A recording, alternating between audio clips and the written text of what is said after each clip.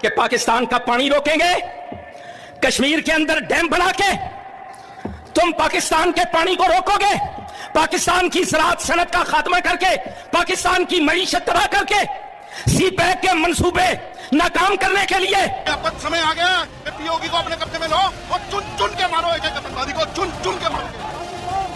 एक नदी भारत से निकलती है और पाकिस्तान से होकर बहती है और पानी भी 80% उसी को मिलता है और हम बस नहाकर खुश हो जाते हैं। लेकिन अब खेल पलट चुका है क्योंकि भारत ने ले लिया एक ऐसा फैसला जिससे पाकिस्तान के खेत सूख सकते हैं और उनके घर के एसी बंद हो सकते हैं। उनके पास एसी होगा भी, मुझे तो नहीं लगता है, क्योंकि वहाँ की पब्लिक खुद इतनी महंगाई को झेल रही है कि उनके पास एसी के लिए भी पैसे नहीं होंगे, क्योंकि वो भिखारी देश है। जो भी हो, सब सही हो रहा है उन पाकिस्तानियों के साथ। इसे भारत की जनता बहुत ज़्यादा हैप्पी है और हैप्पी होने की बात भी है क्योंकि पाकिस्तान ने जो हमारे भारतीय भाइयों के साथ किया है वो माफ़ी योग्य नहीं है। मुझे तो ऐसा लगता है कि इन्हें सिर्फ ये 5 सज़ा देकर छोड़नी नहीं चाहिए, बल्कि पाकिस्तान ने जो आतंकियों को पाल कर रखा है उसका हमेशा हमेशा के लिए खात्मा होना चाहिए। और साथ ही ऐसा कुछ होना चाहिए जो पाकिस्तान के हर एक नागरिक को याद रहे कि उसने किससे पंगा लिया है और उनको ये पता चलना चाहिए कि बाप बाप होता है और बाप से कभी बेटा पंगा नहीं ले सकता है। अरे पाकिस्तानियों, तुम्हारी औकात ही क्या है भारत के सामने?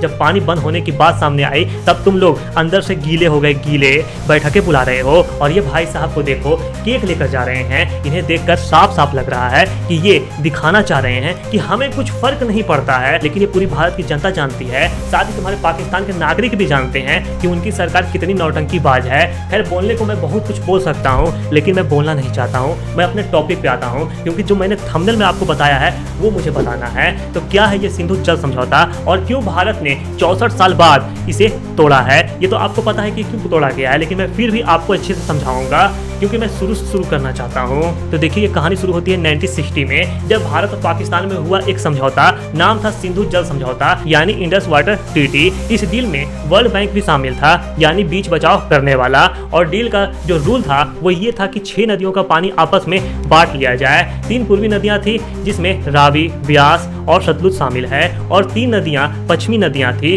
जिसमें सिंधु, झेलम और चिनाब शामिल है। अब दिलचस्प बात ये रही कि इस डील में पाकिस्तान को मिल गया पानी का 80% हिस्सा और भारत को सिर्फ 20% हिस्सा, यानी हमारी ही नदियों का VIP ट्रीटमेंट उन्हें मिला। खैर, समझौते के मुताबिक पूर्वी नदियों का पानी भारत को फुल छूट के साथ मिला, वहीं पश्चिमी नदियों का अधिकतर हिस्सा पाकिस्तान को।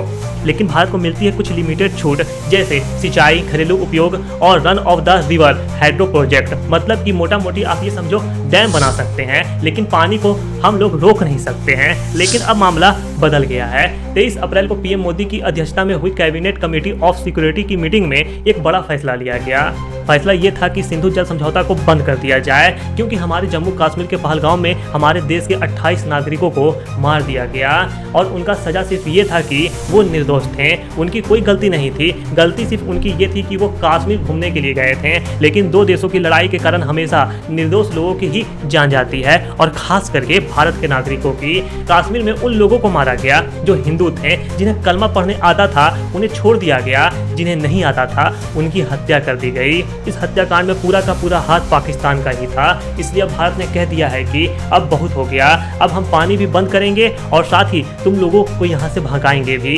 कोई वहाँ से ना आ पाएगा, कोई यहाँ से ना जा पाएगा। जो अनाज या फिर जो लेन देन होता था वो भी हम लोग हमेशा के लिए बंद कर देंगे। अब इसे पाकिस्तान की किस्मत में सूखा और बिजली का ब्लैक आउट लिखा जा सकता है, क्योंकि पाकिस्तान की 90% खेती सिंधु जल प्रणाली पर ही निर्भर थी। अगर पानी में कटौती हुई तो टरबेला और मगला जैसे हाइड्रो पावर प्रोजेक्ट भी ठप पड़ सकते हैं। मतलब बिजली कम और ट्विटर पे गुस्सा ज़्यादा। अब सवाल ये है कि ये जो ट्रीटी थी पूरी तरह से टूट जाएगी क्या? पाकिस्तान के खेत सूखेंगे और फैक्ट्री बंद होगी? देखिए, भारत का साफ कहना है, जब तक आतंकवाद पर सख्त और निर्णायक कार्रवाई नहीं होती, पानी हमेशा के लिए बंद रहेगी। ओके गाइज, तो आज का ये वीडियो सिर्फ मैं यहाँ तक ही रखता हूँ, क्योंकि आगे और भी आप लोगों के लिए नई नई जानकारियाँ मुझे लानी है इस चैनल पे। इसलिए अब आप लोग अगले वीडियो का इंतजार कीजिए।